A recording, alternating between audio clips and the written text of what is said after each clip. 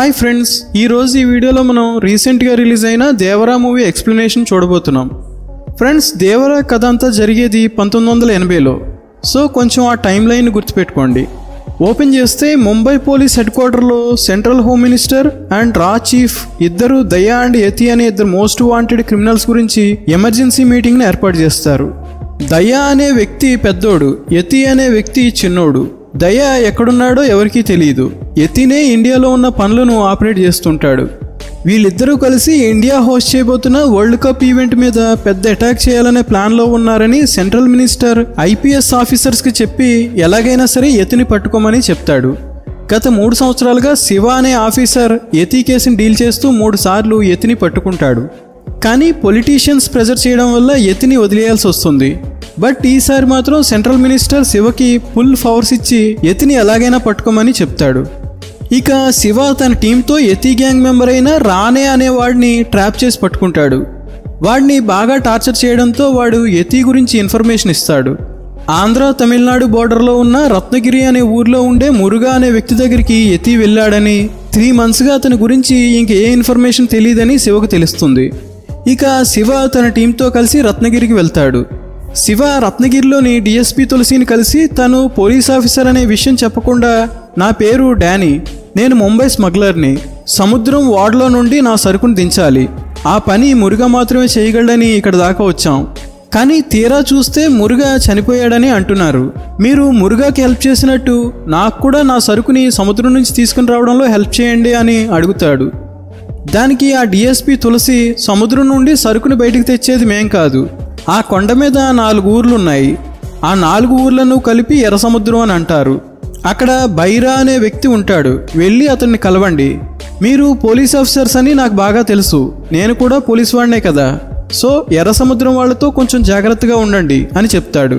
అప్పుడు శివ తన టీంతో బైరా దగ్గరికి వెళ్ళి, నా సరుకు తీసుకుని వస్తే ఎంత డబ్బు కావాలన్నా ఇస్తా, ఈ పని మీరు మాత్రమే చేయగలరని ఇక్కడ దాకా వచ్చామని అంటాడు. బైరా మనిషి మాత్రం మీరు ఇక్కడి నుంచి వెళ్ళిపోండి అని అంటూ ఉంటాడు. ఇక శివకి బాగా కోపం వచ్చి, ఏందిరా మేము మీ దగ్గరకు వచ్చి అడుగుతున్నామని అలుసా, ప్రపంచానికే దూరంగా బతుకుతున్నారు, అందరినీ చంపేసినా ఎవడూ అడిగే దిక్కు లేదన్నట్టు మాట్లాడతాడు. ఆ మాటలకి బైరాకి బాగా కోపం వచ్చి శివని అతని టీంని బాగా కొట్టి వెళ్ళిపోండి అని వార్నింగ్ ఇస్తాడు. డెఫినెట్గా వీళ్ళకి యతి ఎక్కడున్నాడో తెలుసు, ఎలాగైనా యతి గురించి ఇన్ఫర్మేషన్ లాగాలని శివ ఫిక్స్ అవుతాడు. శివ బీచ్ దగ్గర ఉండగా సింగప్ప శివతో మాట్లాడతాడు. అప్పుడు శివ సింగప్పతో, చూస్తే పెద్దోళ్ళలా ఉన్నావు, నువ్వైనా మీ వాళ్ళకి చెప్పు, నా సరుకు తెస్తే చాలా డబ్బు ఇస్తానని అంటాడు. అప్పుడు సింగప్ప ఒక బోట్లో శివని సముద్రం లోపలికి తీసుకెళ్లి శివ రింగ్ని సముద్రంలో వేస్తాడు. శివ తన రింగ్ కోసం వెంటనే సముద్రంలోకి దూకుతాడు. రింగు కోసం వెతుకుతున్న శివకి సముద్రం అడిగిన అస్థిపంజరాలు గుట్టలుగా కనిపించడంతో శివకి భయం వేసి వెంటనే బోట్ ఎక్కుతాడు. అప్పుడు సింగప్ప శివతో, నీకు రింగు దొరికిందా లేదా భయం దొరికిందా, నీ కలిగిన భయమే మా వాళ్ళకు కూడా ఉంది, అందుకే ఎవరొచ్చి ఎంత డబ్బు ఇస్తానన్నా కూడా సముద్రంలోకి మాత్రం దిగడం లేదని చెప్తాడు. అప్పుడు శివ, అసలు ఆ అస్థిపంజరాలు ఎవరివి, వాళ్ళని ఎవరు చంపారు, అసలు ఇక్కడ ఏం జరిగిందని అడుగుతాడు. ఇక సింగప్ప శివకి దేవర కథ చెప్పడం స్టార్ట్ చేస్తాడు. కొన్ని 100 సంవత్సరాల క్రితం ప్రస్తుతం దేవర వాళ్ళు ఉంటున్న కొండల వెనుక ఒక రాజ్యం ఉండేది. ఆ రాజ్యానికి ప్రొటెక్షన్గా రాజు భయమే తెలియని ఒక సైన్యాన్ని రెడీ చేస్తాడు. కాలక్రమేణా రాజులు రాజ్యాలు మాయమైపోతాయి. బ్రిటిష్ వాళ్ళు మన దేశాన్ని దోచుకుంటున్న సమయం అది. దేశం కోసం ప్రాణాలైనా ఇచ్చి ట్రైబ్ వాళ్ళు సముద్ర మార్గం గుండా బ్రిటిష్ వాళ్ళు దోచుకెళ్తున్న సంపదని వీరోచితంగా పోరాడి ఆ సంపదని తిరిగి దేశ ప్రజలకే అందించేవారు. స్వతంత్రం వచ్చిన తర్వాత గవర్నమెంట్కి ఈ ట్రైబ్తో పెద్దగా అవసరం ఉండేది కాదు. సో వీళ్ళకి పని లేక ఆకలితో అలమటించేవాళ్ళు. వీళ్ళకి తెలిసిందల్లా సముద్రంలో పోరాడడమే. సో కొంతమంది వీళ్ళని ఉపయోగించుకోవాలని వీళ్ళకి డబ్బాస్ చూపిస్తారు. మురుగా అనే వ్యక్తి దేవరా బైరాల దగ్గరికి వచ్చి, మీకు కావలసినంత డబ్బులు ఇస్తా, సముద్రం నుండి నా సరుకు దొంగిలించి తీసుకురండి అని డీల్ ఇస్తాడు. కానీ ఆ సరుకు ఏంటనే విషయం మాత్రం నన్ను ఎప్పటికీ అడగకూడదని చెప్తాడు. ప్రజలు అసలే సరైన పని లేక ఆహారం లేక ఉన్నారని తప్పని తెలిసినా కూడా ఇక ఏం చేయలేక మురుగా ఇచ్చే పనులని అందరూ చేస్తూ ఉంటారు. అలా కొన్ని సంవత్సరాలుగా దేవర బైరా వాళ్ళ మనుషులతోటి సముద్రంలో వచ్చి షిప్స్లోకి దొంగతనంగా వెళ్ళడం, మురుగా చెప్పిన కంటైనర్ నెంబర్ చూసి అందులో ఉన్న సరుకుని దొంగతనం చేసి మురుగా దగ్గరికి తీసుకుని రావడం చేస్తుంటారు. కొండపైనున్న 4 ఊర్లకి దేవర, బైర, కుంజర, రాయప్ప ఒక్కొక్కరు ఒక్కొక్క ఊరికి నాయకులుగా ఉంటారు. కట్ చేస్తే ప్రతిరోజు దేవర తన కొడుకు వరాకి వాళ్ళ పూర్వీకులు చేసిన యుద్ధాల గురించి, మంచి పనుల గురించి కథలుగా చెప్తుండేవాడు. ఒకరోజు వర, ఎప్పుడూ వాళ్ళ గురించే చెప్తావేంటి నాన్న, నువ్వు చేస్తున్న కథ గురించి కూడా చెప్పొచ్చు కదా, నాకు నీ కథ వినాలనుంది, చెప్పు అని అంటాడు. అప్పుడు దేవర, మన పూర్వీకులాగా గర్వంగా చెప్పుకోవడానికి నేను ఏ గొప్ప విషయాలు చేయలేదురా, ఏం చెప్పుకోలేని చీకటి కథలు నావని బాధపడతాడు. ప్రస్తుతం వర వయసు 12-13 సంవత్సరాలు ఉండొచ్చు. అండ్ ప్రస్తుతం దేవర వైఫ్ కూడా ప్రెగ్నెంట్గా ఉంటుంది. కట్ చేస్తే ఆయుధ పూజ. దేవర పూర్వీకులు సంవత్సరానికి ఒకసారి ఒక పోటీ నిర్వహిస్తూ ఉంటారు. ఆ పోటీలో 4 ఊర్ల నుండి ఒక్కొక్కరు వచ్చి పోటీ పడతారు. పోటీలో ఎవరైతే గెలుస్తారో వాళ్ళ ఊరికి ఆ సంవత్సరం పూర్వీకుల ఆయుధాలు వెళ్తాయి. వీళ్ళంతా ఆ ఆయుధాలనే దైవంగా భావిస్తూ ఉంటారు. సో ఆ ఆయుధాలు ఎవరి ఊర్లో ఉంటే ఆ ఊరికి మంచి జరుగుద్దని వాళ్ళ నమ్మకం. చాలా ఏళ్లుగా ఆ ఆయుధాలు దేవర ఊర్లోనే ఉంటాయి. ప్రతిసారి ఆయుధ పూజ ఉత్సవం ముగిసిన తర్వాత పోటీ జరుగుతుంది. ఈసారి మాత్రం ఆయుధ పూజలో పోటీ వద్దని ఉన్నదే 4 ఊర్లు, సంవత్సరానికి ఒకరం తీసుకుందాం. ఇప్పటి వరకు రాయప్ప ఊరికి ఒక్కసారి కూడా ఆయుధాలు వెళ్ళలేదు. రాయప్ప ఊరి ప్రజలకి పడవలు నడపడం తప్ప యుద్ధం చేయడం తెలియదు. సో ఈ సంవత్సరం రాయప్ప వాళ్ళకి మనం ఆయుధాలను ఇద్దామని మిగతా వారితో దేవరా అంటాడు. కానీ బైరాకి, కుంజరాకి అది ఇష్టం ఉండదు. నీకు అంతగా వాళ్ళకి ఆయుధాలు ఇవ్వాలి అనిపిస్తే పోటీలో గెలిచి రాయప్పకి ఆయుధాలు పంపు అని వాళ్ళిద్దరూ అంటారు. సో ఇక పోటీ మొదలవుతుంది. ఫైట్లో భాగంగా 2 ఊర్ల వాళ్ళు ఓడిపోతారు. సో ఇక మిగిలి ఉన్న ఊరు దేవరాది మాత్రమే. దేవర తన ఊరి తరపున బరిలోకి దిగి బైరాతో పోటీ పడతాడు. వాళ్ళిద్దరూ ఎక్కడా తగ్గకుండా ఫైట్ చేసుకుంటూనే ఉంటారు. రాత్రి మొదలైన వాళ్ళ ఫైట్ అనేది తెల్లవారే వరకు జరుగుతూనే ఉంటుంది. చివరికి దేవరా గెలిచి ఆ పూర్వీకుల ఆయుధాలని రాయప్ప ఊరికి పంపిస్తాడు. కట్ చేస్తే ఒక చోట బస్సు బ్లాస్ట్ అయ్యి దేవరా ఊరు నుంచి చదువుకోవడానికి బయటకు వెళ్ళిన ఒక పిల్లవాడు చనిపోతాడు. ఊరంతా సముద్రపు దొంగల్లా ఉన్నా కూడా తరమైనా సరే మారాలని దేవరా కూడా ఆ పిల్లవాడికి డబ్బు విషయంలో హెల్ప్ చేస్తుంటాడు. ఇప్పుడు బస్సు బ్లాస్ట్లో ఆ పిల్లవాడే చనిపోవడంతో దేవరా చాలా బాధపడతాడు. తర్వాత మురుగా అండ్ డిఎస్పీ తులసి దేవరా వాళ్ళ దగ్గరకు వచ్చి 2 డేస్లో సరుకు రాబోతుంది, సో సముద్రంలోకి వెళ్ళడానికి సిద్ధంగా ఉండండి అని చెప్తారు. ఇప్పటి నుంచి మాకు డబ్బు ఎక్కువ ఇవ్వాలని బైరా వాళ్ళతో అనడంతో మురుగా దానికి కూడా ఓకే అని అంటాడు. కానీ దేవరా మాత్రం కొన్ని రోజులు ఈ పని మనం ఆపుదాం, కోస్టల్ గార్డ్స్ చాలా అలర్ట్గా ఉంటున్నారు, 2 months బ్యాక్ మనం దొంగతనానికి వెళ్ళినప్పుడే మనల్ని పట్టుకునేంత పని జరిగింది తెలుసు కదా అని అంటాడు. అప్పుడు బైరా, ప్రమాదం ఉందని తెలిసే ఈ పని చేస్తున్నాం, కొత్తగా వద్దు అంటావేంటని అంటాడు. దానికి దేవరా, మనలో ఒకడికి ఏదైనా అయితే మిగిలిన వాళ్ళందరం కూడా కుటుంబానికి అండగా ఉంటాం, కానీ అందరం ఒకేసారి దొరికిపోతే మన కుటుంబాలకి ఎవరు అండగా ఉంటారని అంటాడు. కానీ బైరా, కుంజరా మాత్రం దేవరా చెప్పే మాటలు పట్టించుకోకుండా ఆ సరుకు తేవాలని డిసైడ్ అవుతారు. అప్పుడు రాయప్ప దేవరాతో, నువ్వు చెప్పినా కూడా వాళ్ళు ఆగట్లేదు, ఆగరు కూడా, అదే నువ్వు కూడా మాతో వస్తే సేఫ్గా అందరం పని ముగించుకొని రావచ్చని అంటాడు. ఇక దేవర కూడా కన్విన్స్ అయ్యి వాళ్ళతో వెళ్తాడు. అందరూ సరుకు షిప్ నుండి దొంగిలించి తిరిగి వస్తుంటారు. కానీ ఈసారి మాత్రం కోస్టల్ గార్డ్స్ దేవరా వాళ్ళందరినీ సరుకుతో సహా పట్టేసుకుని షిప్లో బంధిస్తారు. అప్పుడు ఆ coastal guard Devara and Devara మనుషులతోటి, ఒకప్పుడు మీ పూర్వీకులు దేశం కోసం పోరాడిన వీరులు, కానీ మీరేమో ఇలా చేస్తున్నారు, మీరు తీసుకెళ్లే సరుకేంటో మీకైనా తెలుసా, అది ఎవరి చేతిలో పడుతుందో తెలుసా, మీరు తీసుకెళ్లే సరుకేంటో చూడండి అని ఆ బాక్సులను ఓపెన్ చేస్తాడు. ఆ బాక్సుల్లో బాంబ్స్, గన్స్, గ్రానైడ్స్ ఉంటాయి. వీటి వల్ల ఎంతోమంది అమాయకుల ప్రాణాలు పోతున్నాయి.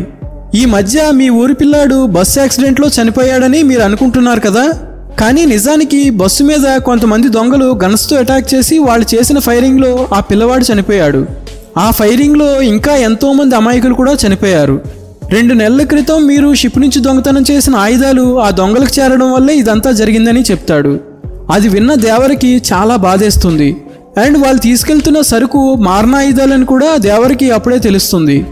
ఆ coastal guard Devara and Bhaira మనుషులందరితోటి, మీ పూర్వీకులు చాలా గొప్పవారు, వాళ్ళు ఎన్నో మంచి పనులు చేశారు, ఎన్నో వీరగాథలు వాళ్ళ గురించి మేము విన్నాం, అలాంటి వాళ్ళకు పుట్టిన మీరు ఇలా చేస్తున్నారంటే వాళ్ళ కథలైనా అబద్ధమై ఉండాలి, లేదా మీరే వాళ్ళకి పుట్టుండలేదేమో అని అంటాడు. ఆ మాటకి దేవరాకి బాగా కోపం వచ్చి, మీ మాటలు జాగ్రత్త సార్ అని అంటాడు. అప్పుడే ఆ కోస్టల్ గార్డ్కి తనకు ఓ కూతురు పుట్టిందని ఇన్ఫర్మేషన్ వస్తుంది. అప్పుడు ఆ కోస్టల్ గార్డ్ వాళ్ళందరి ముందే ఇలాంటి రాక్షసులున్న భూమి మీదకి మరొక ప్రాణం వచ్చినా కూడా వీళ్ళకి బలవ్వాల్సిందే అన్నట్టు మాట్లాడతాడు. ఆ మాటలకి దేవరా చాలా బాధపడతాడు. కానీ బైరా మాత్రం ఓపిక పట్టలేక ఆ కోస్టల్ గార్డ్ మీద అటాక్ చేస్తాడు. దాంతో మిగిలిన వాళ్ళు కూడా ఆ కోస్టల్ గార్డ్స్ అందరినీ చంపడం స్టార్ట్ చేస్తారు. కానీ దేవరా మాత్రం తన మనుషుల్ని కొడుతూ కోస్టల్ గార్డ్స్ని రక్షించాలని ట్రై చేస్తుంటాడు. బైరా అక్కడున్న మెయిన్ కోస్టల్ గార్డ్ని చంపాలని చూడగా దేవరా బైరా మెడ మీద కత్తి పెట్టడంతో ఇక బైరా ఆగిపోయి సరుకుతో ఒడ్డుకు బయలుదేరతాడు. మా వల్ల ఇంకా ఏ అమాయక ప్రాణం కూడా పోదని దేవరా కోస్టల్ గార్డ్కి మాటిస్తాడు. కట్ చేస్తే బైరా సరుకుతో మురుగా దగ్గరికి వస్తాడు. అప్పుడు అక్కడికి దేవరా కూడా వచ్చి ఇంకొకసారి ఈ పని మాతో చేయించడానికి మీరు గాని కొండెక్కితే తిరిగి ప్రాణాలతో కొండ దిగి వెళ్ళరని మురుగా వాళ్ళకి వార్నింగ్ ఇస్తాడు. కానీ కుంజరా మాత్రం ఎవరు ఏం చెప్పినా సరే ఈ పని మాత్రం ఆగదని మురుగాతో అంటాడు. అప్పుడు దేవరాకి కుంజరా మీద కోపం వచ్చి కుంజరాని కొట్టి వీపు మీద కత్తితో ఎక్స్ మార్క్ వేసి మన అవసరం కోసం చెడు పని అని తెలిసినా కూడా ఇది చేస్తున్నాం అనుకున్నా, కానీ ఈ చెడుతనం మనందరి రక్తంలో ఇంకిపోయింది, ఇకపై అందరూ మారాల్సిందే అని ఆ సరుకున్న బాక్సుల్ని లోయలోకి తోసేస్తాడు. ఈ పని వదిలేసి అందరూ చేపలు పట్టి బతుకుతామని దేవరా చెప్తాడు. కొంతమంది దానికి ఒప్పుకొని చేపల వాటికి వెళ్తారు. కానీ బైరా అండ్ కుంజరా మనుషులు మాత్రం దేవరా మాట వినకుండా సరుకు కోసం సముద్రంలోకి వెళ్తుండేవారు. అలా వెళ్ళిన ప్రతి ఒక్కడికి దేవరా భయం అంటే ఏంటో చూపించేవాడు. ఆ భయంతో ఇంకెవరూ సరుకు కోసం వెళ్ళాలని సాహసం కూడా చేసేవారు కాదు. కట్ చేస్తే కొంతకాలం గడిచిపోతుంది. రాయప్పకి పద్మ అనే చెల్లి ఉంటుంది. ఆమెకి కళ్ళు కనిపించవు. ఆమెకి ఎలాగైనా సరే పెళ్లి చేయాలని రాయప్ప బాగా కష్టపడుతుంటాడు.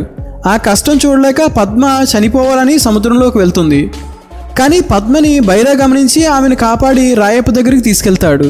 తన చెల్లి చనిపోవాలని చూసిందని రాయప్పకు తెలిసి చాలా బాధపడతాడు. అప్పుడు బైరా రాయప్పతో నీ ఇంట్లో కష్టం ఉందంటే అది నా కష్టం కూడా, నీ చెల్లికి నా తమ్ముడితో పెళ్లి చేద్దామని అంటాడు. ఆ మాటలకి రాయప్ప చాలా సంతోషపడి పెళ్లికి ఒప్పుకుంటాడు. కానీ అసలు బైరా ప్లాన్ ఏంటంటే అదే పెళ్లికి దేవరా కూడా వస్తాడు. సో దేవరాని అక్కడ చంపేయాలని ఇలా పెళ్లి అనే పథకం వేస్తాడు. కట్ చేస్తే పద్మకి బైరా తమ్ముడికి పెళ్లి. దేవరా కూడా పెళ్లికి వస్తాడు. అక్కడ కుంజరా అండ్ బైరా వాళ్ళు దేవరాని మందు తాగేలా చేస్తారు. అప్పుడు దేవరా బైరాతో నేను చేసిన పని మనందరి మంచి కోసమే, అర్థం చేసుకో అని అంటాడు. దానికి బైరా నువ్వు ఉన్నంత వరకు ఈ కొండ మీద నీ మాటే చెల్లుతుంది దేవరా అని అంటాడు.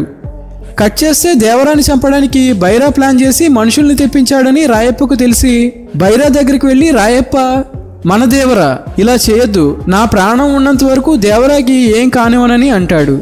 దానికి బైరా ఒకవేళ ఇప్పుడు నీ చెల్లి పెళ్ళి ఆగిపోతే నీ చెల్లి బతుకుద్దా, నీ చెల్లి ప్రాణమా దేవరా ప్రాణమా డిసైడ్ అవ్వు, అండ్ నువ్వే వెళ్ళి దొంగతనానికి సముద్రంలోకి వెళ్తున్నారని దేవరాకు చెప్పు అని అంటాడు. ఆ మాటలు విన్న రాయప్పకి ఏం చేయాలో తెలియక చాలా బాధపడతాడు. రాయప్పకి అదంతా చేయడం ఇష్టం లేకపోయినా సరే తన చెల్లి కోసం వాళ్ళు చెప్పింది చేస్తాడు. సరుకు కోసం సముద్రంలోకి వెళ్తున్నారని రాయప్ప చెప్పడంతో తాగిన మైకంలో ఉన్న దేవరా సముద్ర తీరానికి వెళ్తాడు. అక్కడ 50 మంది వరకు దేవరా మీద అటాక్ చేస్తారు. కానీ దేవరా అందరినీ చంపేస్తాడు. అప్పుడు వాళ్లతో పాటు కుంజరాను కూడా చంపేస్తాడు. తెల్లవారిన తర్వాత ఊరి వాళ్ళందరూ వెళ్ళి గుట్టలు గుట్టలుగా పడున్న శవాలను చూసి బాగా భయపడిపోతారు. అక్కడే ఉన్న రాయి మీద దేవరా ఇలా రాసుంటాడు, దేవుడైనా దెయ్యమైనా మన కంటికి కనిపించదు కాబట్టి మనం వాటికి భయపడుతున్నాం. నేను మీ మధ్యలోనే ఉండడం వల్ల మీరు నాకు సరిగ్గా భయపడలేదు. ఇకపై నేను ఆ దేవుడిలాగే మీ కంటికి కనిపించకుండా ఉంటాను. ఎవడైనా సరే భయాన్ని మరిచి సముద్రంలోకి వస్తే అలా వచ్చిన ప్రతి ఒక్కడి ధైర్యాన్ని చంపేసే భయాన్ని అవుతా. ఇకపై నేను సముద్రంలోనే ఉంటాను, సముద్రానికి కావలిగా ఉంటానని రాసి పెడతాడు. ఇక అప్పటి నుంచి దేవరా ఊర్లోకి రాడు, ఎవరికీ కనపడ్డు. దేవరాని ఊరికి రప్పించాలని బైరా చాలా ట్రై చేస్తుంటాడు. ఎన్నో చెడ్డ పనులు చేస్తుంటాడు. కానీ దేవరా మాత్రం ఊర్లోకి రాడు. ప్రతి సంవత్సరం జరిగే ఆయుధ పూజలో బైరా కావాలనే దేవరా ఊరి వాళ్ళని బాగా దారుణంగా కొడుతూ ఉంటాడు.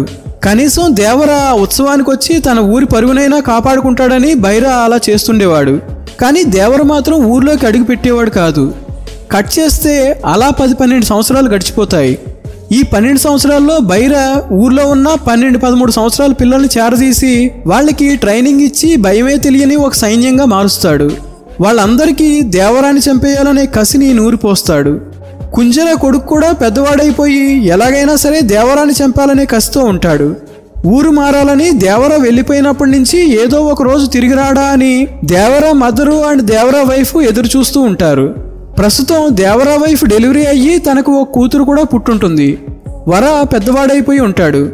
దేవర వస్తాడని ఎదురు చూస్తున్న తన ఫ్యామిలీ మెంబర్స్ని వర ఎప్పుడూ అరుస్తూనే ఉంటాడు. దేవర పంతం పట్టి బయటికి వెళ్ళిపోయాడు.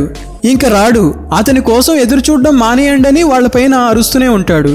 వర చూడ్డానికి సేమ్ దేవరలాగే ఉన్నా కూడా దేవరాకున్న ధైర్యం వరాకు లేదు. దేవర ఊరు నుండి వెళ్ళినప్పటి నుంచి పూర్వీకుల ఆయుధాలు బైరా ఊర్లోనే ఉంటాయి.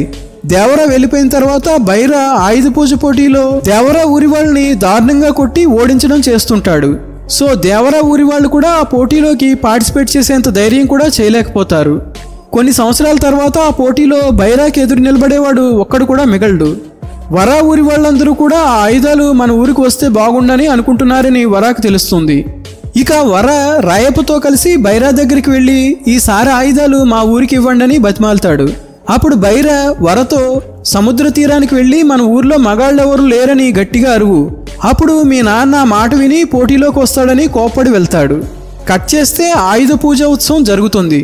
అప్పుడు ఈ సంవత్సరం కూడా పోటీ లేనట్టేనా అని ఆ ఉత్సవంలో అంటారు. అప్పుడు వర నేను పోటీలోకి దిగుతానని అంటాడు.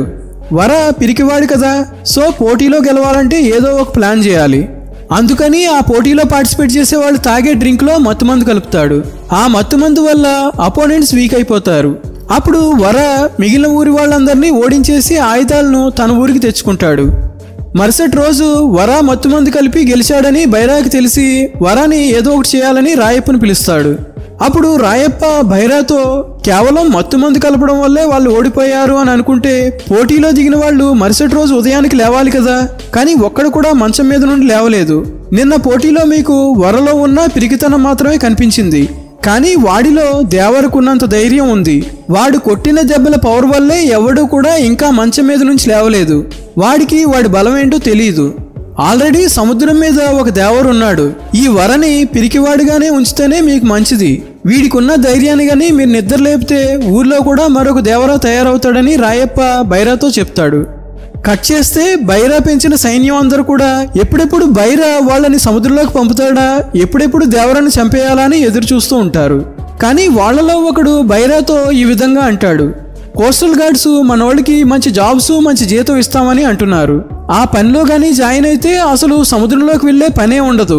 దేవరాకు అసలు మనం ఎదురయ్యే సమస్య ఉండదని అంటాడు.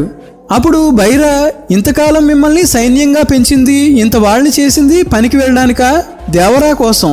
కానీ వీడిలో ఏంటి దేవరా బుద్ధి కనిపిస్తుందని బైరా మిగిలిన వాళ్ళందరితో అంటాడు. ఇక వాళ్ళందరూ కూడా జాబ్స్ గురించి మాట్లాడిన వాడిని చంపేస్తారు. తర్వాత బైరా మురుగాని పిలిచి సరుకు కోసం వెళ్తాం, నా మనుషులు సిద్ధంగా ఉన్నారని అంటాడు.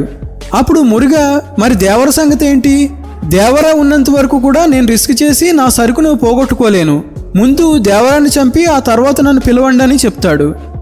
సో దేవరాని ఎలాగైనా బయటికి రప్పించాలని బైరా అసలు దేవరానే లేడు, దేవరా చనిపోయాడు అనే పుకారు పుట్టిస్తాడు. ఆ 4 ఊర్ల ప్రజలు కూడా అదే నమ్ముతారు, అదే మాట్లాడుకుంటూ ఉంటారు. వాళ్ళు అలా మాట్లాడుకోవడం దేవరా మదర్ విని దిగులుతో మంచం పడుతుంది. అప్పుడు డెఫినెట్గా ఆమెను చూడడానికి దేవరా వస్తాడని, అలా వచ్చిన దేవరాన్ని చంపేయాలని బైరా 3 రోజులుగా ఎదురు చూస్తుంటాడు. కట్ చేస్తే ఒక రాత్రి దేవరా వచ్చి తన అమ్మను కలుస్తాడు. అప్పుడు బైరా తన మనుషులతో దేవరాన్ని పట్టుకోవాలని ట్రై చేస్తాడు. కానీ దేవరా మాత్రం వాళ్ళని కొట్టి తప్పించుకొని పారిపోతాడు. దేవరా మిస్ అయ్యాడని బైరా చాలా డిసప్పాయింట్ అవుతాడు. తర్వాత మురుగా అండ్ డిఎస్పి తులసి బైరా దగ్గరికి వచ్చి ఎదురు తిరిగి చంపేసే దేవరా నీ నుండి తప్పించుకొని పారిపోయాడు అంటే దేవరాలో ఉన్న పవర్ తగ్గిపోయింది, ఇప్పుడు సముద్రంలోకి వెళ్ళి సరుకు తీసుకుని రండి, అడ్డొస్తే ఆ దేవరాన్ని కూడా చంపేయండి అని అంటారు. చాలా ఏళ్ల తర్వాత ఇక సముద్రంలోకి వెళ్ళబోతున్నామని అందరూ రెడీ అవుతుంటారు. కానీ ఆ రోజు రాత్రి ఎవరో బైరా చెయ్యిని విరిచేస్తారు. కానీ అలా చేసింది ఎవరో కాదు, కుంజరా కొడుకే అని బైరాకు తెలుస్తుంది. అప్పుడు బైరా వాడిని పట్టుకుని ఎందుకురా ఇలా చేశావు, నేను నిన్ను కన్న కొడుకు కంటే ఎక్కువగా చూసుకుంటున్నాను కదా అని అంటాడు. అప్పుడు కుంజరా కొడుకు బైరాతో ఈ విధంగా అంటాడు, మా నాన్నను చంపినప్పటి నుంచి దేవరాన్ని చంపాలనే నేను కసితోటి పెరుగుతున్నాను. నువ్వు మాతో సముద్రంలోకి వస్తే దేవరా చావు నీకు దక్కుతుంది, అందుకే నేను ఇలా చేశాను. ఈ ఒక్కసారి నాకు అవకాశాన్ని ఇవ్వు, మా అందరి దగ్గర గన్స్ ఉన్నాయి, ఎలాగైనా దేవరాన్ని చంపి వస్తామని అంటాడు. అది విన్న బైరా కూడా కూల్ అవుతాడు. కట్ చేస్తే దేవరా కూతురు అడవిలోకి గోరింటాకు వెళ్ళి వస్తుంటుంది. అప్పుడు బైరా మనుషులు ఆమెను ఆపి, మీ నాన్నని రేపు మేము చంపేస్తాం, తర్వాత నిన్ను మీ అమ్మని మేము వాడుకుంటాం, మీ అన్న ఉన్నా కూడా వాడు మమ్మల్ని ఏం చేయలేడని చాలా నీచంగా మాట్లాడతారు. దేవరా కూతురు ఏడ్చుకుంటా వెళ్ళి ఆ విషయాన్ని వాళ్ళ అమ్మతో చెప్తుంది. ఆ మాటలు విన్న వర చాలా బాధపడతాడు. ఇంట్లో అట్లీస్ట్ ఒక మగాడిని నేను ఉన్నాను, నాతో చెప్పుకుంటే నేను ఏదైనా చేస్తాననే నమ్మకం కూడా వీళ్ళకి లేదా అని వర చాలా బాధపడతాడు. ఇక వర తన చెల్లిని ఏడిపించిన వాళ్ళ దగ్గరికి వెళ్ళి మందు తాగి వాళ్ళందరినీ బాగా కొడతాడు. కట్ చేస్తే మార్నింగ్ సింగప్ప వరాని పిలిచి, రాత్రి నువ్వు కొట్టిన వాళ్ళలో ఒకడు చనిపోయాడని చెప్తాడు. అప్పుడు వర ఊరి వాళ్ళు, బైరా వాళ్ళు నిన్ను కొట్టడానికి వస్తే మేమంతా నీ వెనకే ఉంటామని అంటారు. కానీ వరాకి మాత్రం బాగా భయమేసి, నేనేదో తాగిన మైకల్లో కొట్టాను, నాకు ఈ గొడవలు అవేమి వద్దు, నేను వెళ్ళి భైరవనే బతిమాలుకుంటానని అంటాడు. ఇక వర భైరవ దగ్గరికి వెళ్ళి, నేను మీ వాడిని కావాలనే చంపానంటే మీరు నమ్ముతారా?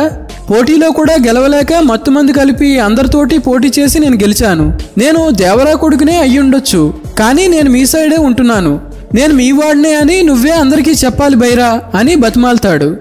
అప్పుడు బైరా, సరే మనోళ్ళందరూ సరుకు కోసం సముద్రంలోకి వెళ్తున్నారు, వాళ్ళతో నువ్వు కూడా వెళ్ళు, అప్పుడే నువ్వు మాలో ఒకటిగా క్షేమంగా ఉంటావని అంటాడు. ఇక వర ఆలోచనలో పడిపోతాడు. నిజానికి వర కొట్టినప్పుడు ఎవరూ చావరు, బైరానే ఒకరిని చంపి వరాని భయపడేలా చేసి వర తన దగ్గరికి వచ్చేలా చేస్తాడు.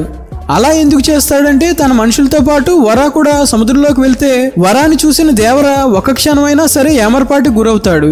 ఆ టైంలో దేవరాని వాళ్ళు చంపేయచ్చని అలా చేస్తాడు. కట్ చేస్తే బైరా అనుకున్నట్టుగానే వర కూడా సముద్రంలోకి వెళ్తాడు. షిప్లోంచి సరుకు దొంగిలించి అందరూ తిరిగి వస్తుంటారు. ఒక చోట ఎందుకో వాళ్ళకి డౌట్ వచ్చి బోట్స్ అన్ని ఆపేసి దేవరా నీటిలో నుంచి వస్తున్నాడేమో అని షూట్ చేయడం స్టార్ట్ చేస్తారు. కానీ అప్పుడు ఆ నీళ్లలో నుంచి ఒక సొరచేప బయటకు దూకుతుంది. సో వచ్చింది దేవరా కాదని వాళ్ళకి అర్థమవుతుంది. ఆ టైంలో వర ఉన్న బోట్లో మంటలు రావడంతో ఆ బోట్లో వాళ్ళు నీళ్ళలోకి దూకుతారు. ఇక వెంటనే దేవర ఆ నీళ్ళలో పడిన వాళ్ళని గాయపరుస్తూ వాళ్ళ వీపు మీద కత్తితో ఎక్స్ మార్క్ వేస్తుంటాడు. వర సముద్రంలోకి వెళ్ళాడని దేవరా వైఫ్కి తెలిసి ఆమె సింగప్ప దగ్గరికి వెళ్ళి బైరా మాటలు విని వర కూడా సముద్రంలోకి వెళ్ళాడు, వాడికి ఏమైనా జరుగుతుందేమో అని చాలా భయంగా ఉంది, తప్పు చేస్తే కొడుకైనా సరే దేవర వదలడని మీకు తెలుసు కదా, ఎలాగైనా వాడిని కాపాడండి అని సింగప్పని అడుగుతుంది. కానీ సింగప్ప అతని మనుషులు మాత్రం సైలెంట్గా ఉంటారు. అప్పుడు ఆమె, ఏంటి మీరు కూడా భైరవ వాళ్ళతో కలిసిపోయి తప్పుడు పనులు చేస్తున్నారా, మీరందరూ ఎందుకు సైలెంట్గా ఉన్నారు, ఒకవేళ మీరు కూడా భైరవ వాళ్ళతో కలిసి తప్పుడు పనులు చేస్తుంటే దేవర మిమ్మల్ని కూడా వదలడని అంటుంది. అప్పుడు సింగప్ప, నీ భర్త దేవర చనిపోయి చాలా కాలం అయిందమ్మా, ఇన్ని సంవత్సరాలు సముద్రం మీద దేవరగా ఉన్నది నీ కొడుకు వరానే అని నిజం చెప్తాడు. మరోవైపు వర దేవర్లాగా అందరినీ అటాక్ చేస్తూ వాళ్ళ వీపుల మీద ఎక్స్ మార్క్స్ వేస్తాడు.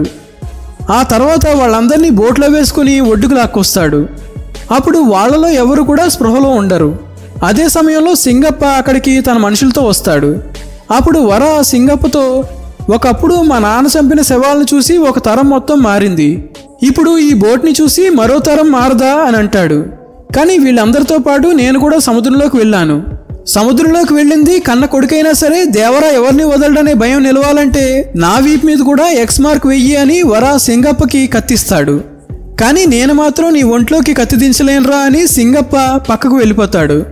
ఊరి మంచి కోసం నా ఒంట్లో కత్తి దిగినా సరే నాకు ఇష్టమేనని దేవర కత్తిని బోట్ నుండి బయటకు వచ్చేలా గుచ్చి తన వీపు మీద తానే ఎక్స్ మార్క్ వేసుకుని కింద పడిపోతాడు. ఈ కథంతా సింగప్ప శివకు చెప్తాడు. అప్పుడు శివ సింగప్పని, అసలు దేవరాన్ని చంపే మగాడెవడు, అసలు దేవరాన్ని చంపింది ఎవరని అడుగుతాడు. యాక్చువల్గా దేవరా బీచ్లో కుంజరాని మిగిలిన వాళ్ళందరినీ కూడా చంపేస్తాడు.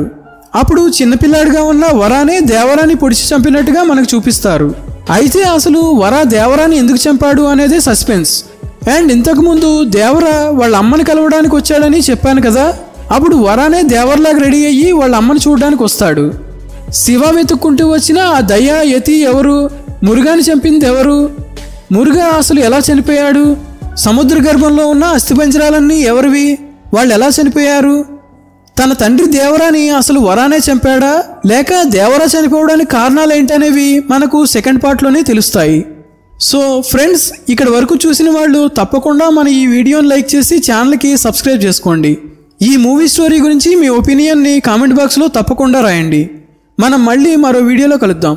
Thanks for watching.